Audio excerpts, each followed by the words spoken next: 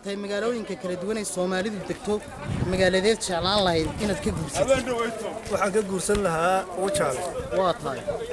maxaad ku doorbidaysaa inaad wajaale ka guursatid iyo wajaale waa meel wanaagsan weeyaan waa tahay dadkeeguna aad u fiican yihiin sidaa darteed waan ka guursan lahaa kolleyda Soomaalidu dhanba wadada wanaagsan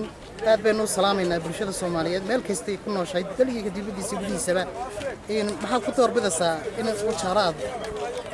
aad ka guursatid mustaqbalka dhow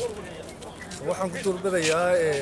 waa meel magaalo ganacsi wanaagsan oo dadkeeguna fiican yahay waa tahay sidaa darteed baan uga guursanay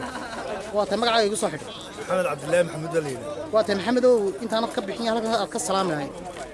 ummadda reer Soomaaliland oo dhan baan ka salaamayaa iyo ummadda Soomaaliyeed meel ay joogtaba waa tahay